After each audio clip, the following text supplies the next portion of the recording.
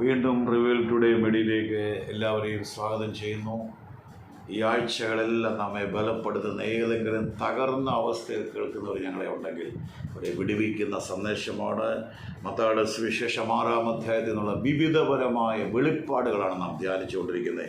അതിൻ്റെ 6:27 വിചാരപ്പെടുന്നതിനാൽ തൻ്റെ നീളത്തോട് ഒരു മുഴം കൂട്ടുവാൻ ആർക്ക് കഴിയും? ചിലർ വെറുതെ ചിന്തിച്ച് കൂട്ടും. നമ്മൾ അവരോട് ചോദിക്കുമ്പോൾ അവർ പറയും ഒന്നും ചിന്തിക്കാനില്ല എന്ന് ചിന്തിക്കുകയാണ്. ഹല്ലേലൂയ. നമ്മൾ വിചാരപ്പെടുന്നുണ്ട്. ആരെങ്കിലും പറയാം ഞാൻ രാവിലെ പോലെ അങ്ങ് ചിന്തിച്ചു, അതുകൊണ്ട് ചില കാര്യങ്ങൾക്ക് ഒരു വിടൽ ഒരിക്കലും ഇല്ല. ആ ചിന്തകൾ തെറ്റായ ദിശകളിൽ നിങ്ങളെ കൊണ്ടുപോകും. ആ ഭാരം, അതാണ് പത്രോസ് പറയുന്നത്, അവൻ നിങ്ങൾക്ക് വേണ്ടി കരുതുന്നതാകയാൽ സകല ചിന്താകുലം അവൻ്റെ മേലിട്ട് കൊടുക്കും. ആദ്യം കർത്താവിൻ്റെ വന്നപ്പോൾ ചോദിച്ചു എങ്ങനെ കാര്യങ്ങൾ നടക്കും, എല്ലാം വിട്ട് ഉറപ്പെട്ടില്ലേ, ഞങ്ങൾക്ക് എന്ത് ലഭിക്കും? കർത്താവ് പറഞ്ഞു ഈ ലോകത്തിൽ വെച്ചാണെങ്കിലും ഉപദ്രവങ്ങളോടുകൂടിയാണ് 100 പേര് തരും. ആ പുനരുത്ഥാനത്തിൽ ന്യായവിസ്താരത്തിൽ ഇസ്രായേൽ ഗോത്രം 12ന്റെ സീറ്റിൽ നിങ്ങളിരിക്കും. ഇതെല്ലാം പറഞ്ഞിട്ടും പുള്ളിക്ക് മനസ്സിലായില്ല. പക്ഷെ പരിശുദ്ധാത്മാവ് തൻ്റെ മേൽ വരുമ്പോൾ താൻ ലേഖനം എഴുതുമ്പോൾ താൻ എഴുതും അവൻ നിങ്ങൾക്ക് വേണ്ടി കരുതുന്നതാകിയാൽ സകല ചിന്താകുലവും.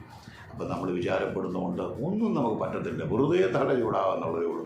അതുകൊണ്ട് ആ വലിയ പ്രശ്നമാണോ, ഞാൻ എപ്പോഴും പറയും ഒത്തിരി പ്രതിസന്ധി ഉണ്ടോ, നിങ്ങൾ നോക്കി ഒത്തിരി കർത്താവിനോട് ചേർന്ന് നിൽക്കുക. കുഞ്ഞുങ്ങൾക്ക് ഒത്തിരി വിഷയങ്ങൾ വരുമ്പോൾ, പനികൾ, രോഗങ്ങൾ വരുമ്പോൾ അമ്മ മാതാവിനോടും പിതാവിനോടും ദൂരെ നിൽക്കല്ലേ എന്ന് പറയും, ചേർന്ന് നിൽക്കുന്ന പോലെ ആ കഷ്ടങ്ങളിൽ അവൻ ഏറ്റവും അടുത്തെത്തണം. ചേർന്ന് നിന്നുകൊണ്ട് കർത്താവിൽ നമുക്കൊന്ന് ചാരാം, ആ പാറയിൽ നമുക്കൊന്ന് ചാരാം, ആ അവനിലും നമുക്കൊന്ന് ആശ്രയിക്കാം.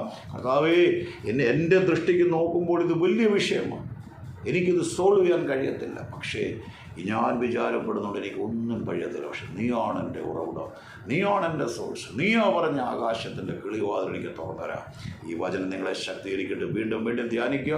വെറുതെ ചിന്തിച്ച് ഭാരപ്പെടുന്നതിന് പകരം അപ്പൻ്റെ കരങ്ങളിലോട്ട് കൊടുത്ത് നമുക്കൊന്ന് വിശ്രമിക്കുമ്പോൾ വിശ്രമിക്കുകയും ആശ്രയിക്കുകയും ചെയ്യുന്നതാണ് നമ്മുടെ ബലം.